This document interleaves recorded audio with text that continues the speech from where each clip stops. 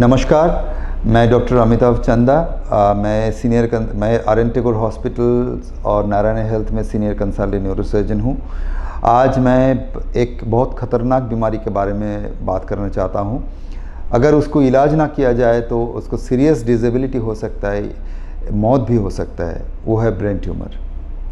ये brain tumour होता क्या है? ये ब्रेन में कोई एबनॉर्मल सेल का ग्रोथ होता है तो उसको ब्रेन ट्यूमर कहते हैं। ये ब्रेन में से आ सकता है, ब्रेन का जो कवरिंग हो सकता है उससे भी आ सकता है, ब्रेन के से जो नस निकलता है उससे भी आ सकता है, और ब्रेन का चारों तरफ जो हड्डी है, कार्टिलेज है, उससे भी हो सकता है। हम ब्रेन ट्यूमर ही बोलते हैं सबको। तो ब्रेन ट्यूमर कैंसर भी हो सकता है, मैलिग्नेंट बोलते हैं, और बिनाइन भी हो सकता है जिसको नॉन कैंसरस बोलते हैं हम। ब्रेन कैंसर दो टाइप का फिर हो सकता है। एक प्राइमरी ब्रेन कैंसर बोलते हैं जो ब्रेन में ही होता है, और सेकेंडरी होता है जो जहाँ दूसरे कहीं जगह से स्प्रेड करके फैल के ब्रेन में चला गया। जैसे फेफड़े का कैंसर होता है वो ब्रेन में आ सकता है, ब्रेन में फैल सकता है, उसको हम सेकेंडरी कैंसर बोलते हैं। इसका सिम्टम्स ऐसे जैसा पेशेंट का प्रेजेंटेशन क्या होता है, इसका आमतौर से सिर में दर्द सबसे ज़्यादा सिम्टम है, सबसे ज़्यादा दिखा जाता है। 70% शतकरा 70 भाग को हेडेक होता है, सिर में दर्द होता है। ऐसा नहीं है जो सिर दर्द होना ही होना है। कई सारे पेशेंट है, लगभग 30% पेशेंट है जिसको सिर दर्द नहीं होता है। ये छोड़ के और बाकी जो सिम्टम्स हो सकता है, मिर्गी का जैसा दौरा आ सकता है, आँख में धुंधलापन हो सकता है, रोशनी कम हो सकता है, एक चीज़ को दो दिखाई दे सकता है, चेहरे में कोई जगह में हिस्से में वो थोड़ा सा सुनापन आ सकता है, कमज़ोरी हो सकता है, चेहरा टेढ़ा हो सकता है, सुनाई कम दे सकता है, खाने लेने में प्रॉब्लम हो सकता है, घुटने में, या बैलेंस ख़राब हो सकता है, बोलने में प्रॉब्लम हो सकता है, लड़खड़ाते चल सकता है, हाथ या पैर कमज़ोर हो सकता है। जैसे ये सिम्टम्स आता है हम उसका लिए परीक्षा करते हैं।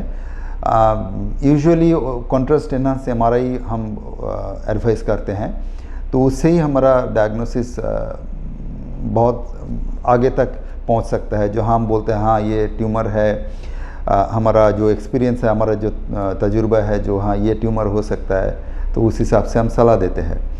अगर ट्यूमर निर्णय हो गया, मतलब हमारा शक है ट्यूमर है, कभी कभी हम एमआर स्पेक्ट्रोस्कोपी टेस्ट करते हैं हमारा शक को यकीन में बदलने के लिए।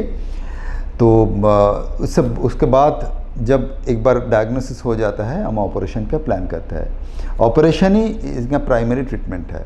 क्यों हम ऑपरेशन करें?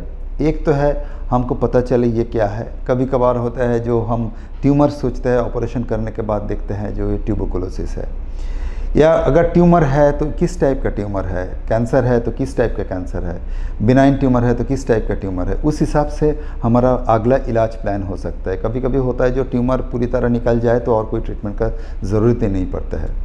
कभी कभी होता है मैलिग्नेंट ट्यूमर जो होता है उसके बाद रेडियोथेरेपी का ज़रूरत पड़ सकता है। ये इसके लिए हम ऑपरेशन करते हैं। आजकल ऑपरेशन में बहुत सारे नया प्रयुक्ति आ चुके हैं, तो इसीलिए ऑपरेशन काफ़ी सेफ हो चुका है। पहले हम जब छोटे थे, हम मेडिसिन पढ़ते थे, हमारा ऐसा आइडिया था जो न्यूरोसर्जरी ब्रेन का ऑपरेशन मतलब मरीज बचेगा नहीं। बाद में देखा नहीं, मरीज तो बच जाते हैं। इसका पैरालिसिस नेक्स्ट टारगेट आया, जो पैरालिसिस ना हो जाए, पैरालिसिस ना हो जाए। अभी आजकल कॉस्मेटिक के साइड में हम नज़र दे रहे हैं। तो ब्रेन ट्यूमर का ट्रीटमेंट, ऑपरेटिव ट्रीटमेंट बहुत एडवांस्ड हो चुका है, तो इसीलिए डरिए मत। अगर एक बार डायग्नोसिस हो गया जो ब्रेन ट्यूमर है किसी का, वो देर न करके तुरंत कोई अच्छा मतलब स्किल्ड या मतलब एक्सपीरियंस न्यूरोसर्जन के पास जाइए, कोई अच्छा सेंटर में, अच्छा सेटअप में ऑपरेशन करवाइए, और रिज़ल्ट्स ज़्यादा तौर से अच्छा ही होता है। डरिए मत, देर मत करिए। एक बार ट्यूमर आ गया तो एकदम देर मत कीजिए, क्योंकि देर करने की वजह से बहुत सारे नुकसान पहुंच सकता है। धन्यवाद, नमस्कार।